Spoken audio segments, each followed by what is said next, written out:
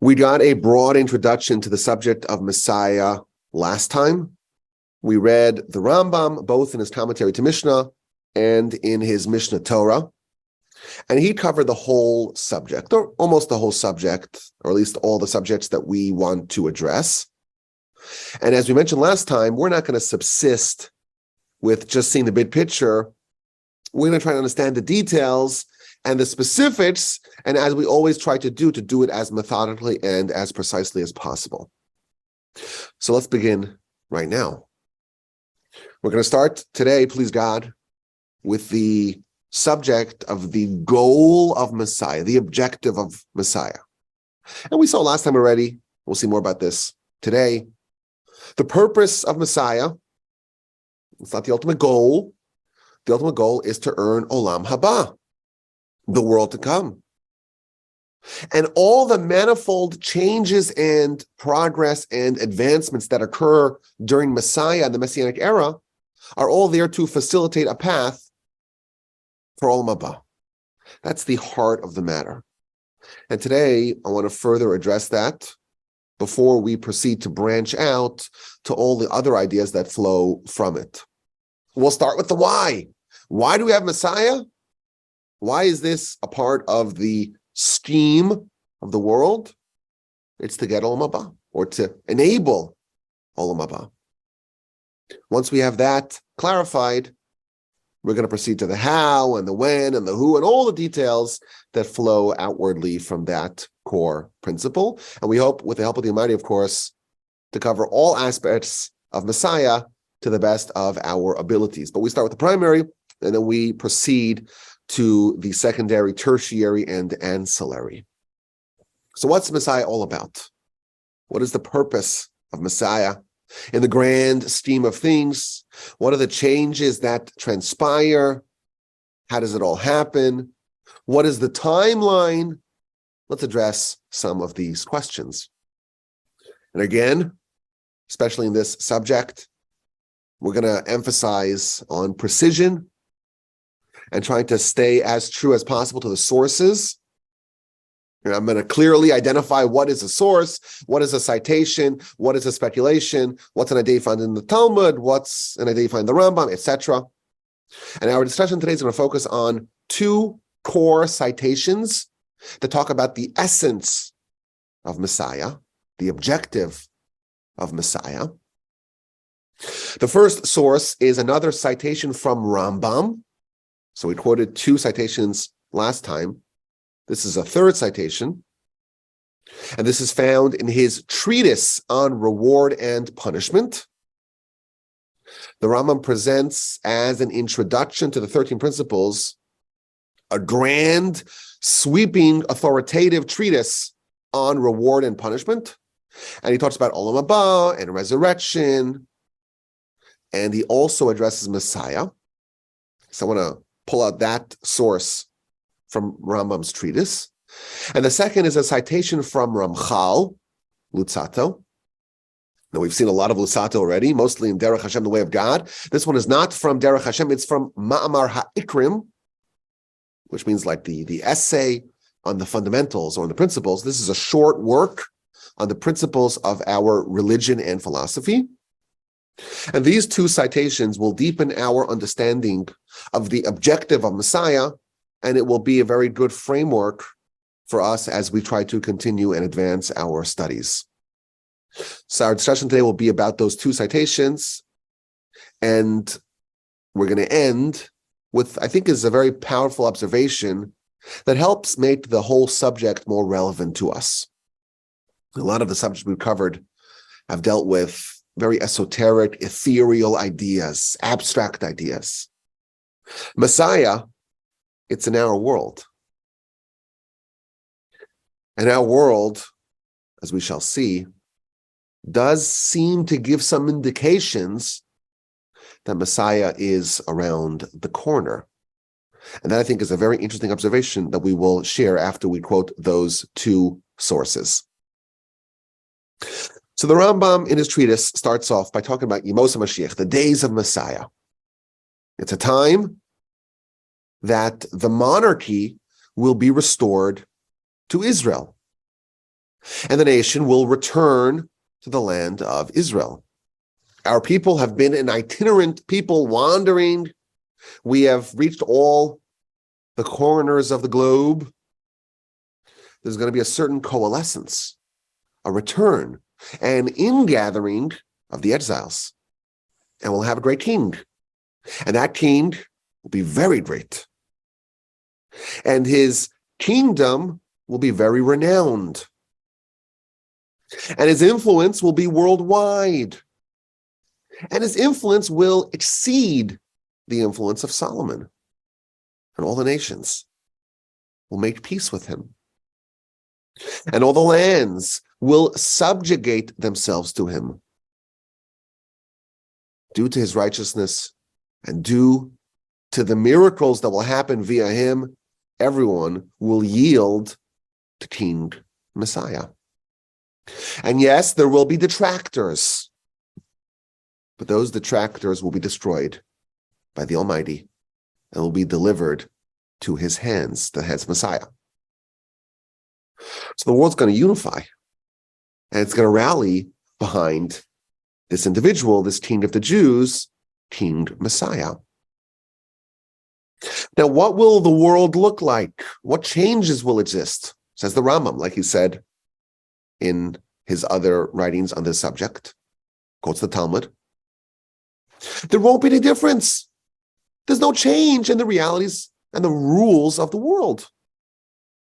The only difference is that monarchy will be restored. And yes, there will still be inequality. You'll have rich people and poor people, like you have today, like you've always had.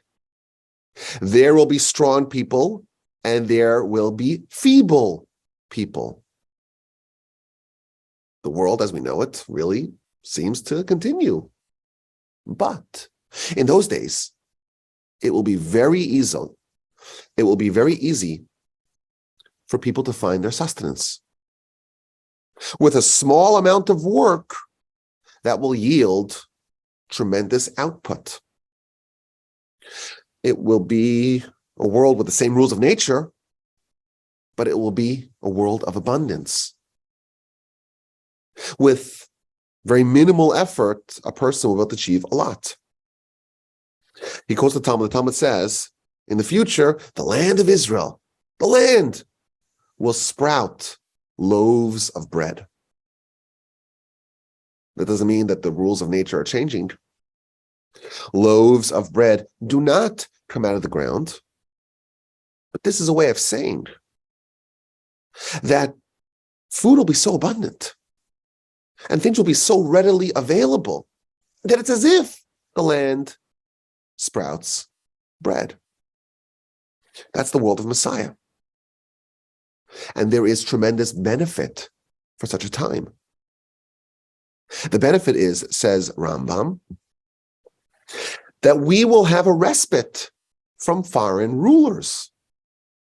We won't have, like we have today, and like we've always had, says Rambam, we won't have forces trying to stop us from doing the mitzvos. And thus, mitzvos and wisdom and knowledge of God will increase, and it will fill the land, and it will cover the land. And there's going to be peace and stability, and wars will subside. And no nation will lift upon another nation a sword. And thus, great perfection will be available. And through this, we will merit Olam Haba. Again, the Rambam brings us back to our North Star, Mashiach, and the wonderful description. It's not a world that the rules of physics and the laws of nature are changing, but it's a much more improved world. It's an elevated world. It's a spiritual world. All the physical needs are taken care of. All the distractions are put away. And through that, we will merit the light of Olam Haba. And then the Rambam tells us about the dynasty of Messiah. Messiah will die. He's going to be a normal human, like all humans live and die. And his son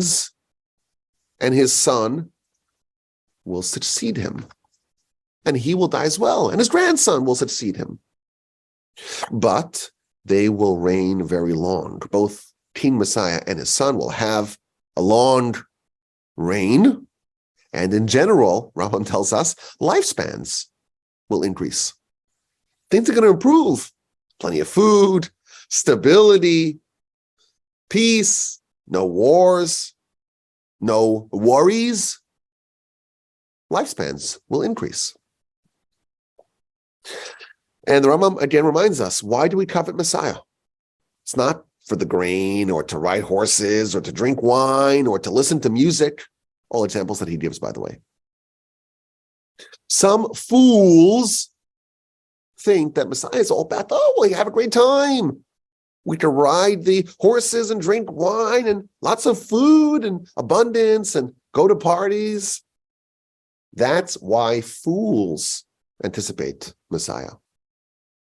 The reason why the wise people, the pious people, the prophets, the reason why they yearned and coveted Messiah is because there's going to be a wonderful atmosphere, a wonderful environment for the advancement of our spiritual agenda. The righteous are going to coalesce, and they'll have the just and wise and good leadership of the king, and he'll be very close to God. And our spiritual agenda will be very easy for us to execute upon. All the mitzvahs of Moshe, our master of blessed memory, will to do it with ease. And there will be universal knowledge of God. Young people, old people, everyone. The Torah will be in their hearts. The stone heart that was there previously will be replaced with a heart of flesh. And all this, again, Rambam emphasizes, all this will enable us to get Olam Haba. This is Rambam. He's describing the world of Messiah as a world with perfectly calibrated conditions for achieving Olam Haba. We'll be able to do mitzvos with ease, and we'll be motivated to do it. We'll have a heart of flesh. Torah will be in our heart. And the conditions will be propitious for that. We'll have Jewish hegemony, a great leader to rally us. Wisdom will increase. The monarchy will be restored. We'll be able to do all the mitzvos. We'll come back to the land. There'll be an ingathering. We won't be disparate and scattered. And this incredible King Messiah, will be so great, even greater than Solomon. And he'll have a huge impact on our nation and on the world. And the world at that time will be one of peace and prosperity, material abundance, like bread sprouting from the ground. Everyone's going to make peace with the Jews. Wars will subside. Lifespans will increase, and there will be universal knowledge of God. And again, the objective of Messiah is to position us to be able to pivot to Olam Haba. That is what Messiah is all about. That's the essence. How exactly it works? That's our next subject. How does all this change happen? What is the mechanism through which this all happens? That's for next time. But let's continue by citing a second citation, a splendid short work on the principles of our faith, authored by Ramchal, again, the author of The Way of God. And this is a wonderful little book, Mamar HaIkrim. It's short chapters, each with a synopsis of major ideas of our philosophy. He has a very neat synopsis on Messiah and what it's supposed to achieve. And of course, he does not disagree with Rambam, but he does expand the subject a little bit to really place the idea of Messiah in the context of creation in general, and to understand how exactly it's all going to work out. What are the various puzzle pieces and the timeline? And he tells us the choicest of humanity is Israel. We're the chosen nation. This is the nation that's destined to cleave to God in ultimate, eternal closeness. Now, of course, that sounds like Olam Haba. He's talking about Messiah. And as it'll become clear, he's telling us that the way to achieve the way to achieve Olam Haba is via Messiah. So our nation's supposed to cleave to God in Olam Haba. But we can't just cleave to God in Olam Haba. We have to earn it. The degree of closeness that a person is able to earn in Olam Haba is commensurate to the degree of perfection that the person attains. So if you have perfection, you have closeness. If you don't have perfection, you don't have closeness. And therefore, before Olam Haba can be here, we have to have perfection. And if this nation, this Jewish nation, is supposed to, in its entirety, achieve close connection with God in Olam Haba, well, this nation has to achieve total perfection so that we can earn total closeness in Olam Haba. So again, the Ramchal is echoing the words of Rambam. Messiah is going to create this perfection that will result in the highest level of Olam Haba. And then Ramchal adds another point, which Rambam has not addressed yet. He's asking really a question. If you have someone who achieves Olam Haba on their own, they achieve perfection on their own. How come they can't go to Olam Haba? They have to wait. And they wait, of course, we talked about this in the past. In the world of the souls, it's sometimes called Gan Eden, paradise. There has to be closure to this world before there can be Olam Haba. Even though Olam Haba is a single-player game, so to speak, every person earns the amount of closeness that they have earned in their lifetime. That said, the setting for Olam Haba must be a perfected world. Before the individuals can be rewarded for their righteousness in Olam Haba, the whole nation and really the whole world has to achieve a degree of perfection. So Messiah has to come and perfect the Jewish nation and then perfect the whole world. And that will pave the path for the world to transition to Olam Haba and for the individuals to be rewarded in Olam Haba. Only once the collective is perfected, the world is elevated, only then can we transition to the setting where individuals are rewarded to Olam Haba. This is somewhat of a complicated way of saying we need Messiah to perfect the nation, and that will bring about the perfection of the world, and that can facilitate the change to Olam Haba, where the individuals are each rewarded as per their righteousness. Now, we've been around here, we as in humans, for some time. And we've never reached a world or a situation in the world where the world was perfected. We've done a lot of things. We've experimented with a lot of things, but we've never had a world where the entire world is perfected. Right after Adam shows up, right after creation, it was almost entirely perfect. And Adam doesn't sin. The world just was not perfect. And yes, you have the patriarchs, and they achieve incredible heights, and they spawn the chosen nation. But even amongst the Jewish people, there was never full perfection. The nation always had some lingering influence of maybe idolatry, maybe other sins. We've yet to have a time where there's total perfection. And therefore, there's an imperative to perfect the nation, because only through that can all of creation, the rest of the world, achieve its perfection. And only once the world is perfected can the world be upgraded to Olam Haba. So the Ramchal is giving us the bigger picture here, and the understanding of how Messiah is kind of the end point of creation, at least of this world as it currently is structured. And then he tells us that there's a limited time that's designated for this to happen. The potential time that God designated for this to happen is 6,000 years. We have up to year 6,000 to perfect the nation and perfect the world and complete creation and prepare the grounds for Olam Haba. And then by year 6,000, this world will be renewed, which is a nice way of saying it will be destroyed, which means it will be the equivalent of buried, to be reborn, taking a seed, put it in the ground. You don't see the seed, but eventually it will sprout forth. And that world will be reborn in a different manner, in a way that it needs to be for Olam Haba.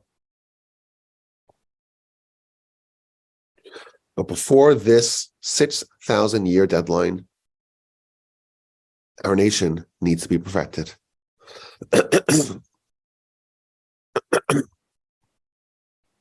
That will facilitate the transition of the world to the eternal world. And that, Ramchal tells us, this is promised to happen. This will happen whether we choose to help it happen, whether we resist it, regardless of what we do, this will definitely happen. This is an important point that we'll pick up. We'll have a whole session, I think, on this point. Messiah is guaranteed. It's definitely going to happen. But the nature of how it happens is quite variable, as we shall see. So the world needs to be perfected. The nation needs to be perfected. Only then can the world be transitioned to Olam Haba. And the catalyst for this transformation, says Ramchal, will be a man from the seed of David, who's going to be chosen by God to do this. God's going to select him and help him to succeed. This is Melech HaMashiach, King Messiah. In his time and due to his actions, through him, the nation will be perfected with great perfection. And all of creation will also be perfected. And goodness will increase and evil will be eradicated. And it will be a sublime, utopian time, both physically and spiritually. And he quotes, like the Rambam does, the verse in Ezekiel, the stone heart will transform into a fleshy heart, and the good inclination will be strengthened. And people won't be interested in materiality and physicality. Those things won't excite people so much. Instead, they'll be drawn to Torah and the service of God. And there'll be a virtuous cycle where things will improve. And then people will be drawn to Torah and things will improve even more. There's going to be a cycle here of prosperity and peace, no damage, no loss. And that will inspire people to be even more committed to their spiritual agenda, which will improve things even more until they will arrive at perfection. And once there's perfection, the world can be planted, can be transitioned, can be placed on ice, hibernated for 1,000 years until it is reborn with Olam Haba. In the times of Messiah, there will be foolishness in the world. The hearts will be full of wisdom and the pursuit of the spiritual. And holiness will be upon all flesh. And spiritual greatness will be easily acquired. And it'll be a very wonderful time, a time of great joy and goodness and closeness to the Creator. A time of great and perfect service of God. And through this, it'll beget elevation and more elevation and more elevation until a time of total perfection. And once that is achieved, again, it's got to be before the year 6,000, then the world can begin its transition to Olam Haba. Now, hitherto, he has spoken primarily about the Jewish people. Now he's going to talk about the nations. What is going to be their standing in the times of Messiah? Well, first he tells us some of the nations will be destroyed. Those that remain, those who are worthy of being saved, will be saved and will remain and will acknowledge the truth and will commit themselves to God and will abandon their deities and subject themselves to Israel. And that will be a point of pride. That will provide glory for them. They'll understand that their ticket to Olam Haba is via connecting and supporting the Jewish people. As we spoke about in the past, the way the Gentiles acquire Olam Haba is riding the coattails of the Jewish people. People universally will recognize that. They'll recognize that their vehicle to the eternal life is the nation of Hashem. And they'll want to pursue that as best as they could. The world will be perfected. There'll be no idolatry. Everything will be elevated. And that will be the fulfillment of the verse. In that day, God will be one, and his name will be one. In this world, we say, Shema Yisrael, hear, O Israel, Hashem Elokeinu, Hashem is our God. What about the nations? Well, the nations, they have their other gods. Hashem Echad, in the times of Messiah, God will be one. There will be universal recognition and acknowledgement of the Almighty's supremacy. Now, Ramchal doesn't end over there. He does proceed to discuss the resurrection and the rebirth and how that all works out and how that all plays out. And please God, we will cover that when we get to principle 13. But this helps round out our understanding of what Messiah is all about. The Rambam tells us it's a world that's designed to help us achieve Olam Haba, to do mitzvos, to study Torah. We'll have a great leader who's going to rally us, and the conditions will be such that it'll be very conducive to spiritual growth. The wisdom will increase. We'll have this incredible king who will lead us, and he's going to make waves throughout the whole world. And there's going to be peace and prosperity, material abundance. The wars, which are so destructive and distracting, they're going to subside. There's going to be peace. We'll have long lifespans. And we can pursue with full vigor universal knowledge of God, elevation, eradication of evil, and render ourselves worthy of Olam Haba. And the Ramchal gives us some of the context. Our nation will be perfected. The world will be perfected. Before there can be Olam Haba, there has to be perfection in this world. We have to have closure of this world to transition to the next world. We have 6,000 years to do it. Messiah must come before that and do all the work really before that to perfect everyone, perfect the nation, perfect the whole world. And once that's done, the world can begin its transition to Olam Haba. That is the objective of Messiah. Now, I want to share with you an observation that I think makes this whole subject much more real for us. I want to be very careful what I say because the Rambam told us, the Talmud tells us, history tells us, it's not a good idea to make any messianic prognostications. No one knows. What we do know for sure is we're getting close to year 6,000. We're not quite there, but we're close, historically within striking distance. But it's also important to realize, Messiah is going to come.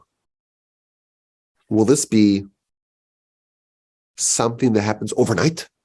A sudden change? Or is it a process that develops gradually over time? Is it gradualism? Is it punctuated equilibrium? This is a really hard question to answer because we have sources that say both answers. Messiah is described as both something that happens in an instant and as a process that evolves and progresses gradually over time. You look at our prayers. You have successive prayers. One talking about the sprouting of David. It's like a process. You plant something in the ground and it just organically happens over time. And we talk about the building of Jerusalem. This idea of active building, where just 1 second there's nothing, and the next second you have something that's built. So which is it? Is it something which happens instantly, overnight, very dramatically, very suddenly? Or is it something that there's a gradual buildup and there's progressive steps towards the ultimate conclusion? It seems to me, and we'll talk more about this, I think, at length sometime in the future. It seems to me that there are different dimensions to the Messiah.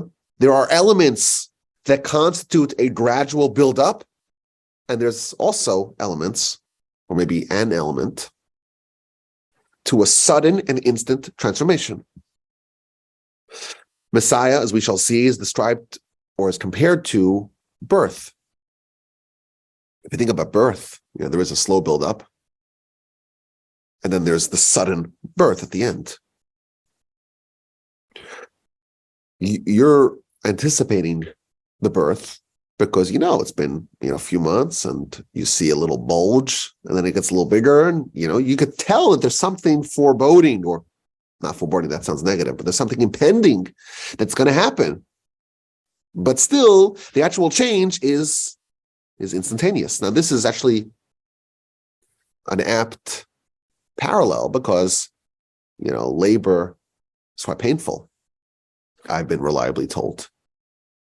And it gets progressively harder and more difficult. And when it gets the harshest, when it's totally unbearable, when it seems like someone's about to die a horrific death, suddenly a brand new life, a life that was never seen before, suddenly emerges. This is Messiah. There's this slow build up and then a sudden arrival. The Talmud tells us, the Ramchal quoted it. It's a 6,000 years a world. It's a 6,000 year enterprise, the world. We have 2,000 years of tohu, of desolation, 2,000 years of Torah, and 2,000 years of Messiah. Now, we're gonna please God talk extensively about this Messiah. We're gonna talk, please God, extensively about this Talmud and what happens in the 7th millennium beyond.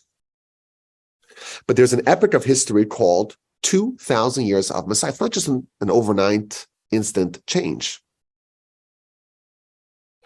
As of this recording, Messiah is still something that we are awaiting for. But there is a process that has been undergoing for a long time. That's a messianic process. The concept of progress, the idea of you're building towards a progressively better, more righteous, more just, more elevated, more enlightened, more prosperous, more inclusive future. My grandfather, blessed memory, used to say that this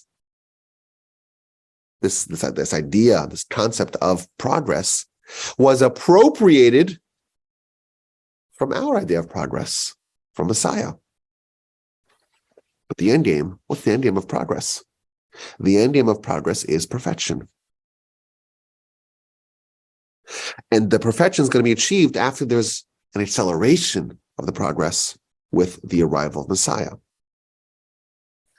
And the reason why I'm saying this is because we got a lot of descriptions of what Messiah is all about. What are the conditions of Messiah? What's the world like? And if there is a process that takes us step by step gradually towards that endpoint, it is to be expected that as you get closer to Messiah, you see more indications of Messiah as the time grows near. You should start to see the contours of Messiah, the baby bump of Messiah, maybe even some of the birth pains of Messiah before Messiah arrives. You can see the shaping of the future reality. And yeah, it's hard to see. It's hard to see details.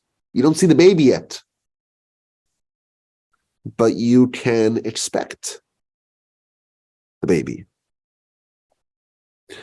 Before the baby arrives, so to speak, proverbially, you should expect to see things trending towards Messiah. And some of the prophecies that talk about the world in the Messianic time starting to take shape. And again, without making any predictions and without speaking out of turn, it is very reasonable, in my opinion, to say that the world as we currently are living in, it is a world that does seem to indicate that the Messianic properties are getting in line. It's undeniable today that there are millions of Jews already in the land. Again, that's a phenomenon that we are explicitly told is a component of the Messianic Revolution. The ingathering of the exiles. But in general, we're living in very unprecedented times. And the Rambam tells us, Messiah, well, the rules of the world are the same rules of nature, the same laws of physics, the same hospitable, for the most part, blue planet, the same bodies, driving cars and taking trains, flying airplanes. No miracles that change the world, that change how the world operates. The only difference is the subjugation to foreign rulers. Meaning that, at least at a basic level, there are more interpretations as we shall yet see. We're not going to be forced to kowtow to foreign powers. We're going to have the freedom and the flexibility to do what we want. We're going to be able to study Torah and do mitzvos, of course, to offer sacrifices in the temple, to live in the land most designed to bring us closer to Hashem. And through that, we can become meritorious to earn Olam Haba, which, of course, we must never forget, that is the world of the ultimate reward. The world of Messiah is the same world that we have today, but there are some differences. Increased lifespan, world peace, Jewish sovereignty in the land, prosperity, a surge in the knowledge of God. But yes, there's no fundamental changes to how the world operates. I think you look at the world today, especially if you have a sense of history, we are living in a world that's very different than what our antecedents lived in. It's the same planet, the same rules of nature, but the kind of life that we live, it's very different. In antiquity, go back 500 years, go back even 200 years, it was common for famine, for hunger to exist. That's the rule historically. To be satiated, that's the exception. People used to barely have enough food to feed their families. If you have a good sense of history, you realize that our times are a total outlier. We're living in times of prosperity, of abundance. Our problem is that we have too many calories, not too few. We're living in remarkably peaceful times. Now, of course, you won't realize that by reading the news or watching television. As they say, if it bleeds, it leads. But if you had to say, when was the most peaceful time in all of recorded human history, the answer is actually right now. Now, again, of course, there are still some conflicts, as we know. But we're living in times that are unrivaled in their tranquility and stability. And again, we don't know if it will be permanent, if it will last. But I think it's very noteworthy that many of the indicators, that the most reputable sources on this subject, they tell us this is what Messiah is going to look like. Those indicators many of them seem to be present in our world. And when you study the descriptions of the pre-Messiah, it's hard to avoid the parallels between those descriptions and our times. And again, I'm not a prophet. And I'm not pointing to any individual phenomenon or event and saying, well, this is a harbinger of Messiah. I'm not doing that. But it's, I think, really remarkable that if you simply study the descriptions of our sages, if you were able to resurrect your great grandfather,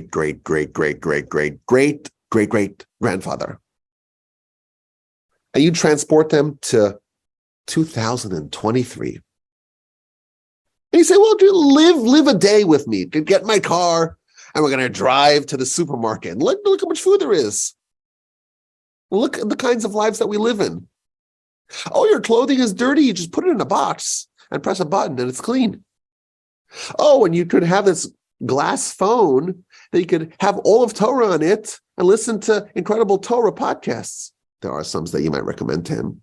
Oh, and you can make a phone call and call your cousin in Israel. Oh, you want to go to Israel? Oh, no, you have to get on a camel and travel for 6 months and probably die along the way. Just, you can arrive there in 12 hours in a climate-controlled metal cylinder. Oh, yeah, there's plenty of food for everyone. Wait, you have more than one piece of bread? What? You can eat a whole loaf? And you can study Torah peacefully without any pogroms? And you can wear your tzitzis and your kippah amongst the Gentiles? And the Jews are back in the land of Israel? It's a wasteland. It's a barren, desolate, empty land. You see the Jews from all over, from Iraq and Persia and Egypt and North Africa and all over Europe, they've all coalesced back into Israel? Are you kidding me? There are yeshivos with thousands of students a stone's throw away from Temple Mount. People would not believe that we're not living in Messianic times if they were resurrected. We see a world that very much resembles the world that is described in Rambam, in Ramchal, about the Messiah. Even when we think about the nations, the Rambam explained the role of Christianity and Islam. They do the mass market adoption. And that's part of the Messianic process. And that's there to prepare the world for Messiah. So, of course, we know that only began. The nations only adopted monotheism once the final 2,000-year tranche began. But today, we see that there's a realignment. The Christians are becoming less religious. And that is something that we ought to expect. Why? Because Messiah's job is to make those minor last-second, final touch-ups to what they believe.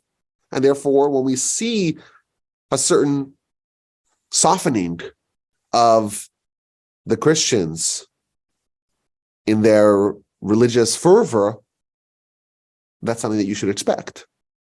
And then you see the Muslims making peace with Israel, with the Jews. That's something that again, is not my words. That's what's described in the literature. So this is a long way of saying that if we just take what our sages tell us, Messiah, at least on one level, it's a process that takes thousands of years, 2,000 years, until it's completed. And it's a world of material abundance and stability and peace and the ingathering of exiles, even mass media.